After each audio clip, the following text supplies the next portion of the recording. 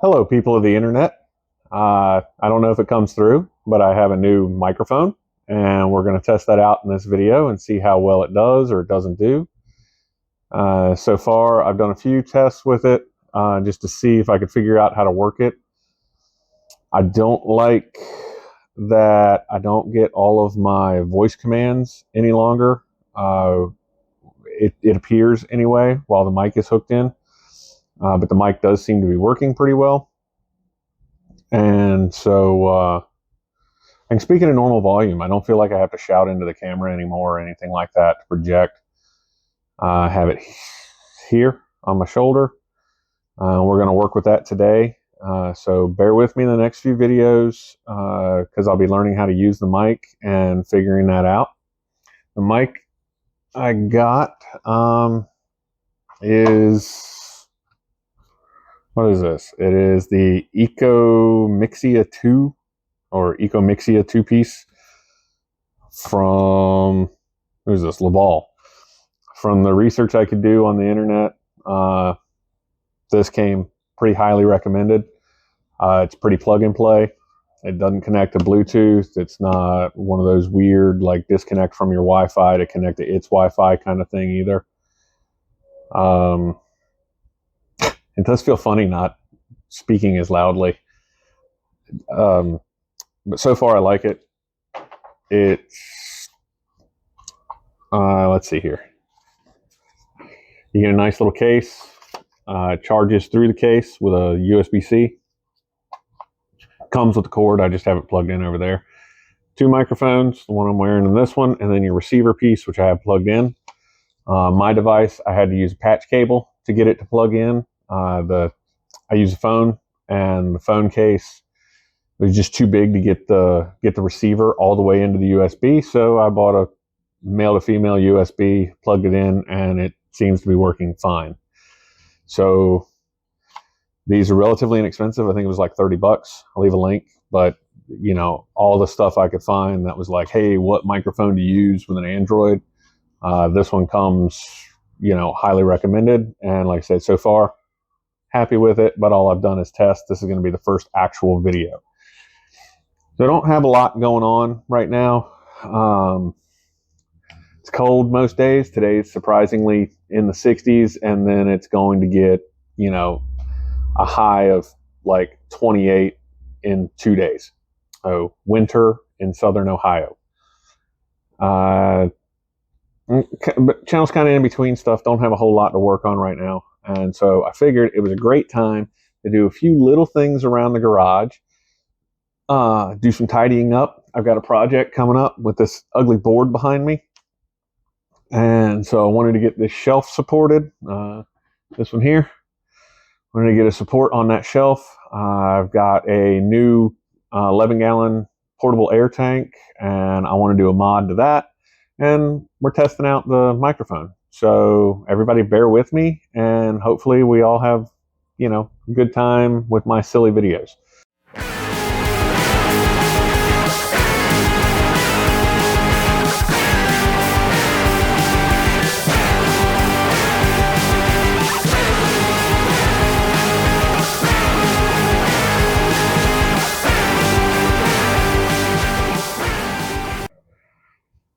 All right, and that didn't take very long. That was pretty quick. You can see just a bunch of scrap PVC board I had laying around. And that shelf, obviously, it doesn't hold a whole lot over here. Paint can lids make good plinking targets. Empty metal box. Oop, you never know when you're going to need an empty metal box, knee pads, and bicycle inner tube for tires. So, I mean, not really dealing with a whole lot on that one. Always remember to carry a plethora of fasteners and whatnot. I was using really small ones. What are these? These are number 8 by 2 inch 4 PVC board, or yeah, PVC, polyvinyl chloride, right, or whatever it is, chloroform. I don't know, but I like using stuff like this. These are really nice. They take a very small T10 Torx though, so be careful. It's definitely one of those instances we're having a few you know, just a few little helpers. Where am I at? We got the 90-degree adapter and we got the little offset adapter, both impact rated. So I think I'm going to clean this stuff up and then we'll come back. I'm sorry, I'm all over the place. I'll clean this stuff up and come back, and then I'll bring the air tank over and we'll start working on the air tank. Okay, I lied. Before we get to the air tank, I want to address this. This is my belt sander. It's been in some of the older videos and stuff when I'm doing things, and the top of the belt is 36 inches. And for some reason in my head, when I designed this, it made sense, but it's not bad if this is what you're working on. But if you're working over here on the disc part, it's terrible. You're hunched, you gotta hunch way over and work on it. So I got a couple of scrap 2x6s, 2x8s. What are they? 2x6s. And we're just going to cut these legs at the same point all the way around. I'm going to cut these to 32 inches. And we're going to stack them and screw them to the existing 2x4s and call it a day, because it'll 100% work. And if I'm lucky, once I get this cut off, I'm going to hunt through some of my scrap wood so I don't have to cut a big sheet down. But I think I'll be able to make a shelf on there, and I might be able to keep my belts, my replacement discs and belts and stuff right there, which is kind of convenient. It'll free up some space in the drawers that I currently have that stuff in. So, I need to readjust this. The belt's not tracking right. Okay, well, let's get working.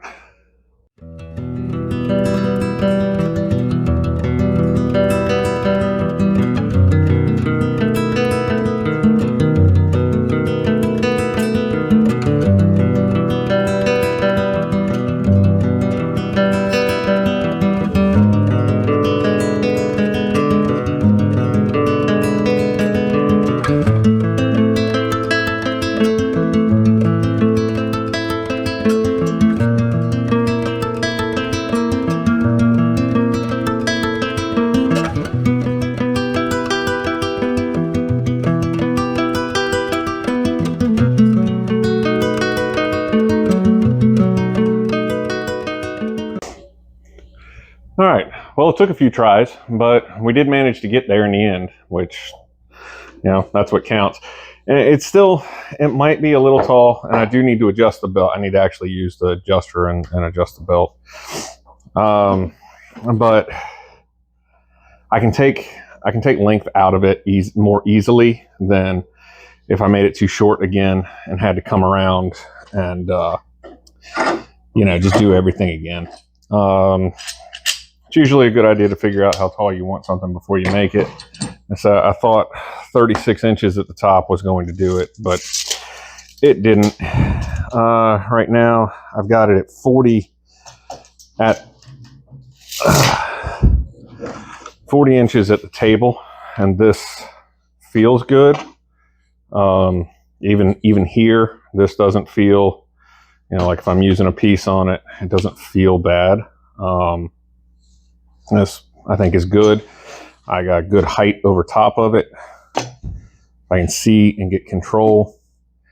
I do think I'm going to end up having to make a brace for this, though. I just don't know how. They're a bit weak, I guess, and there's no good way to mount it to keep its tilt function. So I got to do some thought in that, because I'd love to bring it. I'm pointing at it. Nobody can see it because it's off camera. But I'd love to bring a bracket down here that still allows me to articulate the table, but then locks the bracket in so it doesn't push or twist or anything like that. But I do think I'm happier with this height than I was before. I did not have a scrap piece of wood, so I'll just have to keep my eyes open. Next time I'm cutting a big sheet, I'll probably just cut a sheet for this and use it there. But now since I had forgotten about this. Now we can continue on with the air tank and finish up this video of just random garage projects, getting stuff done. Okay, so this is my new 11-gallon tank. I got it at the local Rural King. Pretty much the same as anybody's. These things are pretty generic. They come with an adjuster dial, which you can open and close. Come with a gauge so you know how much is in it. And they always come with a little hose and a filler. I don't like it like this. I just don't. When we were in the shop, we never kept them this way. Oh, I've got a 3-foot piece of 3/8 ID Goodyear airline. I would prefer swivel fittings on the bottom, but I've take what I could get, and these are both fixed end fittings. And then I have a tire pressure gauge with a dually chuck. And like I say, this is what we did in the shop. This is what I like. So we're going to take this hose off, install this hose. I hope I ordered it with the right size. These are 1/4 inch. I should have taken it apart. It's 1/4 NPT. It fits this one. Now that I'm looking at this might be 1/8 inch. So, oh, sorry about that. Take it apart. We'll figure out what we get. And then we use the handy dandy tie strap, or bungee strap, to hold everything to the tank. And you just wrap it around the belly and you can still carry it. It all stays put. So I'm going to flip this over. I'm also doing stuff on hyperlapse in this video, testing out a function, see if it works better than me speeding it up on my own, and we'll go from there. All right, that went pretty smoothly. They were using liquid. I use liquid thread sealant. It's just what I use in the hydraulic shop all the time. It works really well. They used a liquid thread sealant as well. It was very gummy. I was not impressed with it. Yes, I used an adjustable wrench. I guarantee you the world has not fallen off of its axis, and we have not imploded any worse than we already have. But yeah, so basic stuff like that. I don't know if the Harbor Freight unit does or not, but this unit does not have a drain plug. And I really, if I'd have known it didn't have a drain plug, I might have actually driven the 45 minutes over to Harbor Freight and checked theirs, or done a little bit better online research. I really don't like air tanks that don't have a drain. They need a drain. It's part of owning an air tank. But like I say, I might need a bigger strap. I'm going to need a bigger boat. Okie dokie. Yep, I'm going to need a bigger boat. Holy moly. Okay. Hold on. Let's see. I might not. I know you guys can't see me because I'm off camera, but I can still talk, which is the nice thing about the microphone. Pretty sure.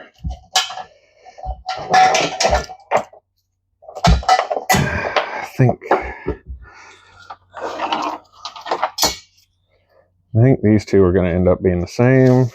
Yep. This one's longer, but this one might actually be too long. And I'll also be honest with you, maybe it's because I'm working on like a smaller bench space or something like that. But this thing just is not working with me worth the patoot. Normally speaking, ow, they go pretty easy. They're not, they're not all fussing and fighting and everything. This one's not happy with me. Okay, Put that guy down for a moment. Oh, yes.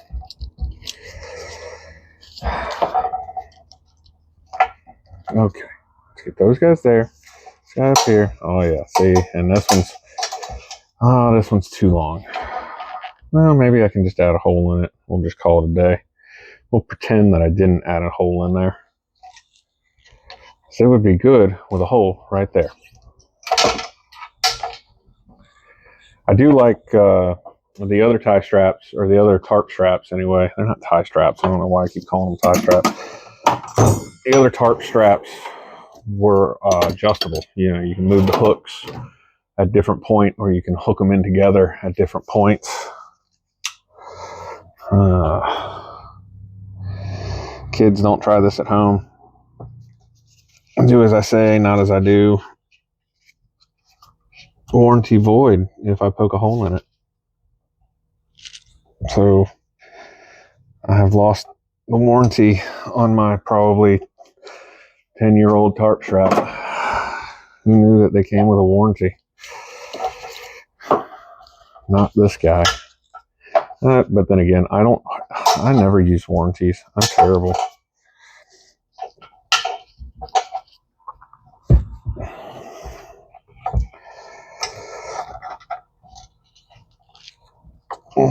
Come on.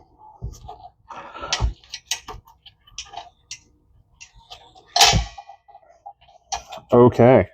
This is not going to be friendly for me. Hold on a moment. Okay. Minor technical difficulties. Boy, that does look ugly from this end. They never looked pretty, but that one does look a little rough. I'm going to need a new tarp strap, and I've got it for now. You get the gist of it. It's not, you know, this isn't like the mod or hack to end all be all with portable air tanks. We just always found it useful in the shop. You know, you could actually, I don't know. This is what we did. It was useful to us. I like it. If you don't like it, don't do it. That's life. That's how this all works. If you don't like it, don't do any of this. What else we got? I'm testing out the microphone. I think the microphone works fine. I've been listening to audio as I go with this, and I don't really think there's a whole lot else going on right now. I got to find a home for this air tank. I can tell you that.